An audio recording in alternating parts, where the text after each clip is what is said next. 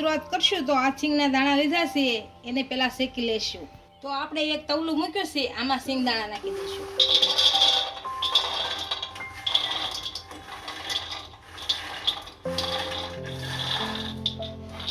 અને ગરમ થવા દઈશું.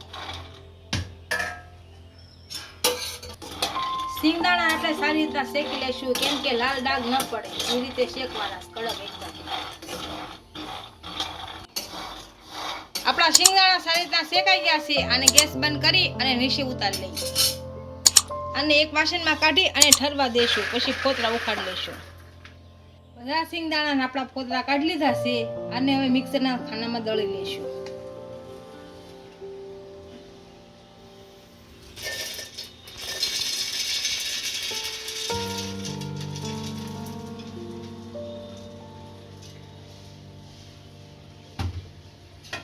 અને એકદમ જાડું ને અને ઝીણું ને એ રીતનું દળવાનું છે. સિંગને આપણે એક મિક્સરમાં દળી લીધી છે. અને એક પ્લેટમાં કાઢી લેશું. આને આપણે એક પ્લેટમાં કાઢી લીધું છે. હવે મિલ્ક પાવડર નાખીશું. આને ભેળવી લેશું.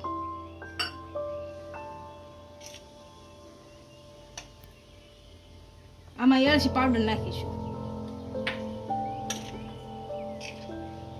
આ ત્રણેય વસ્તુને આપણે ભેળવી દીધી છે.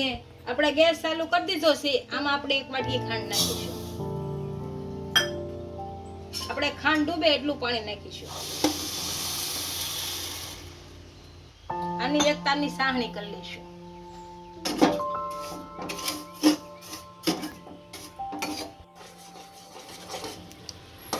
આપણી સાહણી થઈ ગઈ છે કે નહીં એમ જોઈએ. ઠરવા દઈશું. હવે આને હવે આપણે જોઈશું. એક તારની બનાવવાની છે. આ રીતની એક તારની થઈ જવી જોઈએ. આ એક તારની કહેવાય. હવે આમાં મિક્સ કરેલો પાવડર નાખી દઈશું.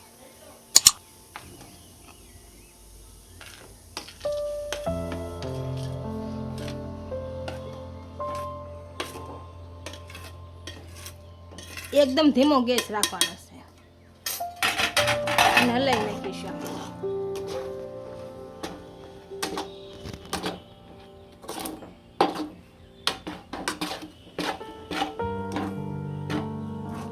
અને એકદમ ભેળવી નાખીશું. આમાં આ બધી વસ્તુ સારી રીતના ભળી ગઈ છે. આમાં 3 ચમચી ઘી નાખીશું.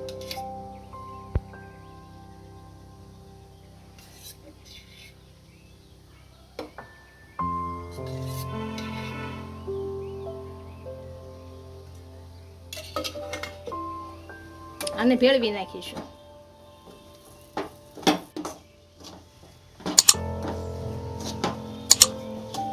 આપણે બધી વસ્તુ સારી રીતે મિક્સ થઈ ગઈ છે.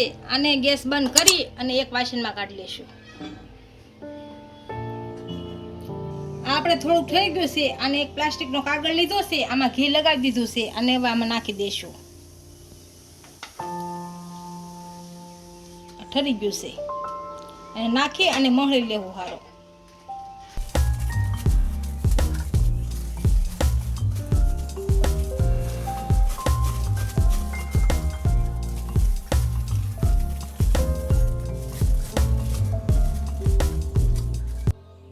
આને આપણે મસળી લીધો છે. અને હવે ફેરવી અને વેલણાની મદદથી આપણે સારો મણી લઈશું. અને આ ભાગ વાળી દઈશું. થોડુંક દાબીને પછી મણી લેશું સારું. હવે આને વણી લેશું.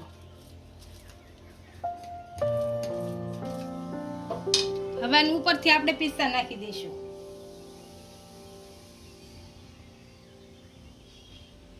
અને પાછા વણી લેશું.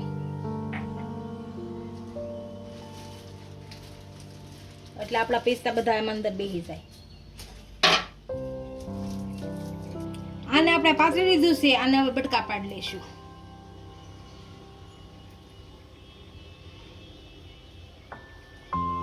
આપણે સિંગ કતરી તૈયાર થઈ ગઈ છે. એને એક ડીશમાં સર્વ કરી લઈશું.